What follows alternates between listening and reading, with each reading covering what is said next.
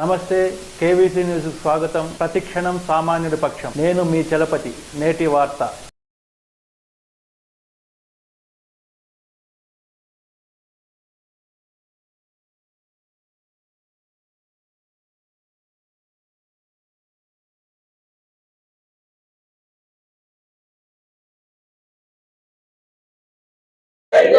జై జగన్. జగనన్న నాయకత్వం, జగనన్న నాయకత్వం, జగనన్న నాయకత్వం. జై జగన్, జై జగన్, జగనన్న నాయకత్వం, జగనన్న నాయకత్వం, అనంతన్న నాయకత్వం. జై జగన్. అందరికీ నమస్కారం. ఈ నెల 22వ తారీఖున అనంతపురం శాసనసభ్యులుగా అనంత వెంకటరామరెడ్డి గారు, అదేవిధంగా 24వ తారీఖున అనంతపురం పార్లమెంటు సభ్యునిగా మాలగుండ్ల శంకరనారాయణ గారు, మరియు వివిధ తారీఖుల్లో ఉమ్మడి జిల్లాల్లో వైఎస్ఆర్ కాంగ్రెస్ పార్టీ ఎమ్మెల్యే అభ్యర్థులు మరియు ఎంపీ అభ్యర్థులు వేయబోయేటటువంటి నామినేషన్ కార్యక్రమానికి పెద్ద ఎత్తున మా నియోజకవర్గాలకు సంబంధించిన కమిటీ సభ్యులందరూ, కార్యవర్గ సభ్యులందరూ కలిసి, అదేవిధంగా వైఎస్ఆర్ కాంగ్రెస్ పార్టీ నాయకులైతేనేమి, కార్యకర్తలైతేనేమి, ప్రజానీకం అందరూ కలిసి నిండు మనసుతో ఎమ్మెల్యే అభ్యర్థులను, ఎంపీ అభ్యర్థులను ఆశీర్వదించి పెద్ద ఎత్తున విజయవంతం చేయాల్సిందిగా విజ్ఞప్తి చేస్తూ ఉన్నాం. ముఖ్యంగా గడిచినటువంటి 5 సంవత్సరాల జగనన్న ప్రభుత్వంలో ఈ నియోజకవర్గంలో అనంత వెంకటరామరెడ్డి గారి నాయకత్వంలో జరిగినటువంటి మంచిని ఒకసారి మనమందరం ఆలోచిస్తే, ప్రభుత్వం ఏర్పడినటువంటి మొదటి 2 సంవత్సరాల కాలం పాటు కరోనా సమయం, అటువంటి కరోనా వల్ల ఆ రోజుట్లో పెద్ద ఎత్తున ప్రజానీకం అందరూ కూడా ఇళ్లల్లో నుంచి బయటికి రాలేనటువంటి పరిస్థితులు, ప్రాణభయంతో కనీసం పేదవారికి తినడానికి తిండి కూడా బయటికి రాలేనటువంటి పరిస్థితుల్లో ఒక నాయకుడిగా కాకుండా ఒక సేవకుడిగా నేను ఉన్నాను అంటూ కరోనా వార్డులలో తిరిగి మొట్టమొదటిగా ప్రజలకు ధైర్యాన్ని ఇచ్చి, ఒక భరోసానిచ్చి, అధికారులు డాక్టర్లతో సమన్వయం చేసుకుంటూ కరోనా పైన యుద్ధం చేసినటువంటి పరిస్థితి అనంత వెంకటరామరెడ్డి గారికి. అదే కాదు, మొన్నటికి మొన్న మనం అందరం చూసాం, వరదలు వచ్చినటువంటి ప్రాంతాలలో దాదాపు 4 రోజుల పాటు ఎక్కడైతే బాధిత ప్రాంతాలు ఉంటాయో అటువంటి ప్రాంతాల దగ్గరనే కూర్చొని అధికారులను సమన్వయం చేసుకొని వరదల వల్ల ఎటువంటి నష్టం జరగకోకుండా మౌలిక సదుపాయాలు కల్పించి ప్రజలకు అండగా ఉన్నటువంటి పరిస్థితులు చూశాం. ఒక పక్క కరోనా వల్ల ఎన్ని ఇబ్బందులు ఉన్నప్పటికీ అభివృద్ధి విషయంలోనూ, రోడ్ల నిర్మాణంలో కావచ్చు, పేద ప్రజలు నివసించేటటువంటి కాలనీల్లో కావచ్చు, సిమెంట్ రోడ్లతో మొదలుకొని డ్రైనేజీలు మొదలుకొని ఎప్పుడు ఎవరు చేయలేనటువంటి విధంగా అభివృద్ధిని, సంక్షేమాన్ని చూపిస్తూ ఈ నియోజకవర్గ ప్రజలకి ఎప్పుడు ఎల్లప్పుడూ కష్టసుఖాల్లో అందుబాటులో ఉన్నటువంటిది అనంత వెంకటరామరెడ్డి గారు. మరి అదే సందర్భంగా రాష్ట్ర వ్యాప్తంగా కూడా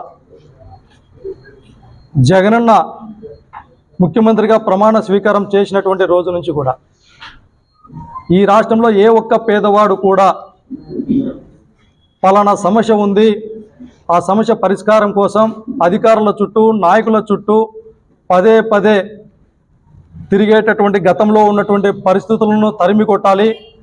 ఏ ఒక్క పేదవాడు కూడా తన సమస్యల పరిష్కారం కోసం తన గడప కూడా దాటకుండానే సమస్యలకు పరిష్కారం చూపించాలి అనేటటువంటి ఉద్దేశంతోనే ఈ దేశంలోనే ఎవరు ఎప్పుడు చేయలేనటువంటి విధంగా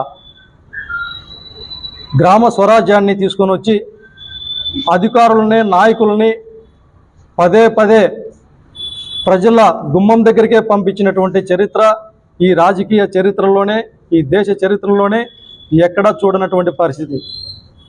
అందుకే ఈరోజు మా నాయకుడు జగన్మోహన్ రెడ్డి గారు చేపట్టినటువంటి బస్సు యాత్రని పేద ప్రజలందరూ కూడా మేము సైతం సిద్ధంగా ఉన్నాం మరొకసారి ముఖ్యమంత్రిగా చేసుకోవటానికి జగనన్నను అని చెప్పి బస్సు యాత్రలా కాకుండా ఒక విజయోత్సవ యాత్రలాగా ఈరోజు తండోపతండాలుగా ఎక్కడ చూసినా కూడా బ్రహ్మరథం పట్టుతా ఉన్నారు.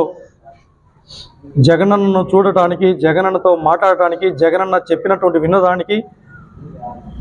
ఈ గత 5 సంవత్సరాలలో మొదటి 2 సంవత్సరాలు కోవిడ్కి పోగా మిగతా 3 సంవత్సరాల్లోనే ఇంత పెద్ద ఎత్తున ఒక పక్క పారిశ్రామికంగా అభివృద్ధి చెందుతూ లక్షలాది ఉద్యోగాన్ని కల్పించుకుంటూ సంక్షేమాన్ని ఒకవైపు, అభివృద్ధిని ఒకవైపు, సామాజిక న్యాయం అనేటటువంటిది ఒకవైపు ఈరోజు ఈ రాష్ట్ర చరిత్రలోనే ఎక్కడ లేనటువంటి విధంగా బీసీలకు, ఎస్సీలకు, ఎస్టీలకు, మైనార్టీలకు ప్రతి ఒక్కరికి నేను ఉన్నాను అని ఒక భరోసా కల్పించడమే కాకుండా వారిని హక్కున చేర్చుకొని రాజ్యాధికారంలో వాటా కల్పించినటువంటి గొప్ప మనసున్నటువంటి ముఖ్యమంత్రి జగన్మోహన్ రెడ్డి గారు. ఈ రాష్ట్ర చరిత్రలో కూడా ఎప్పుడు ఏ ఒక్కరు చూసినటువంటి పరిస్థితి లేదు. మరి ఇంత తక్కువ కాలంలో ఇంత అభివృద్ధి, మన బతుకుల్లో ఇంత స్పష్టమైనటువంటి మార్పు కనబడతా ఉంది. అటువంటి మంచిని మరింతగా చేసుకోవాలి అంటే వచ్చేటటువంటి 2024 ఎన్నికల్లో జగన్మోహన్ రెడ్డి గారిని మరొకసారి ముఖ్యమంత్రిగా చేసుకుంటే మరింత పెద్ద ఎత్తున ఈ సమాజంలో ఉన్నటువంటి కింది స్థాయి వర్గాలు కావచ్చు, పేదవాడు కావచ్చు, అభివృద్ధి చెందేటటువంటి పరిస్థితులు మెండుగా కనబడతా ఉన్నాయి.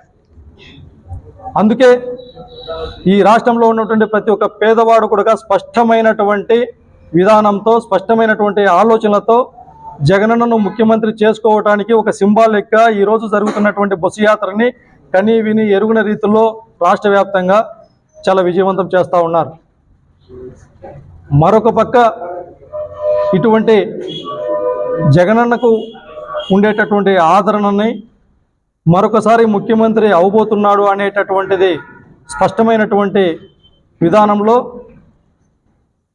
ప్రతిపక్ష నాయకుడు చంద్రబాబు నాయుడు గారు కావచ్చు, అన్ని రాజకీయ పార్టీలు కావచ్చు, అనైతికంగా పొత్తులు పెట్టుకోవటం, ఆ పొత్తులను కూడా ప్రజలందరూ మూకుమ్మడిగా తిరుగుబాటు చేయటం, అదే సందర్భంలో సూపర్ 6 అనేటటువంటి పథకాలను ప్రవేశపెడతామని చెప్పి నమ్మబలగటం, ఆ సూపర్ 6 పథకాల విషయంలో కూడా ప్రజలు నమ్మలేదు కాబట్టి వాటిని కూడా వెనక్కి తీసుకునేటటువంటి పరిస్థితి.